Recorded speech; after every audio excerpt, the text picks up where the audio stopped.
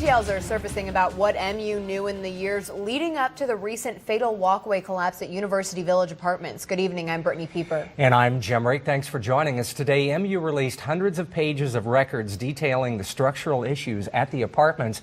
We've had a team analyzing those documents all day. KOMU8's William Joy is here in the studio with the details. William. Old emails show the university was concerned about the walkways for more than a decade, and documents prove staff was aware that repairs or renovations would not be enough. In 2008, Mackey Mitchell Architects prepared a report for MU saying University Village Apartments should be demolished because of its poor condition.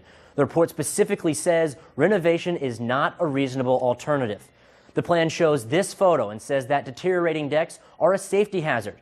2 years later, MU began work on the decks because of structural concerns. That project lasted more than 2 years, with students still living in the complex. A report from the engineering firm hired to investigate the recent collapse says it was caused by concrete failure. This is the same walkway the university spent $4,000 on less than a year earlier for concrete repairs. That same incident report says that unless action is taken now, there could be a catastrophic collapse at 3 other buildings on the complex. For more information or to see some of the documents for yourself, visit our website at KOMU.com. Also, tune in to our coverage tomorrow, and we'll ask MU why it failed to follow the recommended suggestions. Deputies surrounded a Miller County home today in a standoff. They say it began about 10 a.m. and ended 4 hours later when the suspect walked out of the house with his hands in the air. Columbia police confirmed the suspect is 38-year-old Scott Peoples.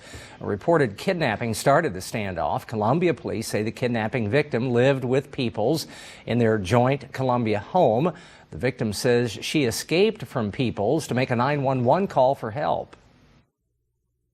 He didn't want to come out of the house to talk to us. Then after about 4.5, 5 hours, he came out and turned himself over to us, and we arrested him and took him to Miller County Jail. Miller County deputies are holding Peoples at that county jail. They wouldn't comment on how the crime shifted from Columbia to Miller County, only that the victim called from Columbia and deputies found Peoples in Miller County. Police in the city of Bourbon, located about 2 hours southeast of Columbia here on the map, say that an officer shot and killed a man who led officers on a high-speed chase. An officer tried to stop the driver around 10:30 this morning after recognizing the vehicle was wanted in another incident. The driver refused to stop, leading onto a chase that went all the way up J and ended at Fan Road in Crawford County. That's where that car crashed, and the officer shot and killed 50-year-old Gary Wenzel. The Missouri State Highway Patrol's Division of Drug and Crime Control is investigating the shooting. A bill proposing a 72-hour delay on abortions hit both the Missouri House and Senate floors today. The controversial bill is sparking debate statewide. KOMU8's Katie Kreider is live at the Capitol to tell us what lawmakers are saying. Both the Missouri House and Senate debated their own versions of a bill today that would put a 72-hour time minimum on when a woman can decide to have an abortion. Now, that means a woman would have to wait 3 days after hearing all of the medical information she's required by law to hear until she can decide whether or not she wants to have an abortion. Current Missouri law means that already says they have to wait 24 hours.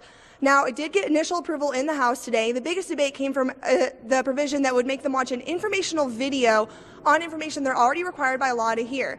Now, the Senate is still debating it, and their biggest issue is the 72-hour deadline. Say if you were to buy a condominium and there's a grace period there of when you can go over the information. Say you sign the contract and you want to do it, but there's a grace period that you can, after like 5 to 7 days, depends on which state it is, that you can say, no, I've looked at the information and I've decided that I don't want to do this. You know, this is a bad piece of legislation. Hopefully, you know, this bill just, you know, again, go down in flame. You should not be in the womb of a woman. That's not your job. Now, the Senate is moving into their third hour of debate on this bill. They do plan to give initial approval to it tonight. Reporting live from the state capitol, Katie Kreider, KOMU8 News.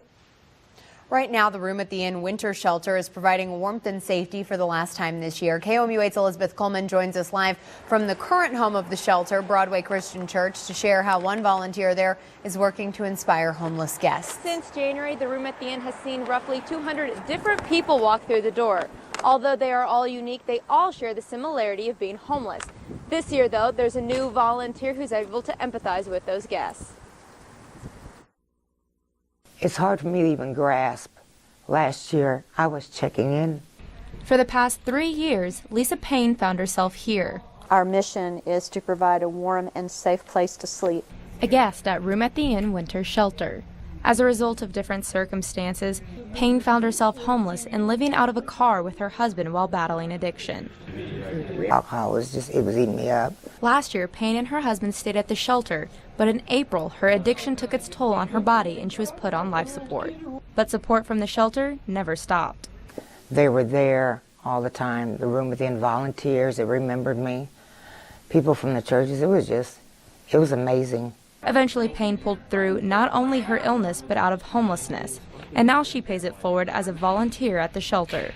And this year, I get to check people in. And when guests are struggling, Payne shares her story. Incarceration, addiction, homelessness, being sick, losing family members. I've been there, but I'm letting you know that you can come out of that. You don't have to stay stuck. Volunteers are unsure where the guests will go after tonight. They believe many will return back to the downtown Columbia streets or to various homeless camps. Reporting live in Columbia, Elizabeth Coleman, KOMU 8 News. An economic report released by the Federal Reserve today shows increasing home sales in our region, and Columbia realtors agree. Twice every quarter, the Federal Reserve Bank publishes a summary of the current economic conditions in the U.S. Each district publishes a summary of its own with economic information specific to that area. Columbia is located within the 8th Federal Reserve District, based out of St. Louis. One Columbia realtor says he's seen a serious increase in demand to buy here. I would say anybody that is thinking about in the next year or two putting their house on the market, now's the time to do it because people are beginning to look, and if they want to get the most they can for their house, now's a good time to put it on the market. The Beige Book report also added that wages, prices, and employment have increased over the past couple of months as well. For a link to the full report, you can go to our website, KOMU.com.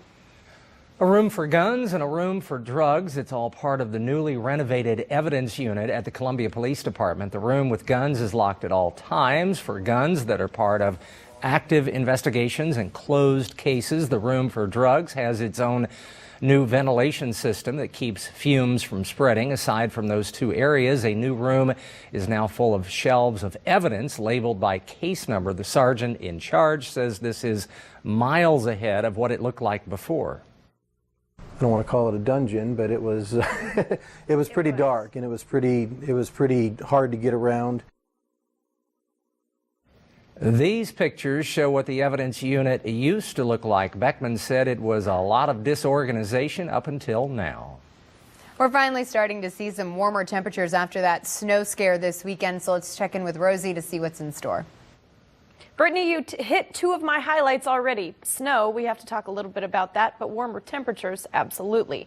A lagging cold front is just now making its way through half of the state of Missouri, so temperatures in the northern half now cooler than they were 24 hours ago. Into the southern half, still just a little bit warmer. Saw a nice warm up today just because that cold front didn't move in as early as we were expecting. Now it is coming through mid-Missouri, though, and you can see along with that cloud cover increasing, we are seeing just a little bit of light snow activity. It was a rain-snow mix a little bit earlier moving through the Kansas City metro area, has now changed into that light snow, but we're not predicting any accumulation. It should just be a really weak cold front, a few light flurries, and it should be out of here in the next few hours. We are still planning to see temperatures rebound, and Thursday and Friday are looking beautiful. We'll give you all the details as to what to expect coming up this week in just a few minutes.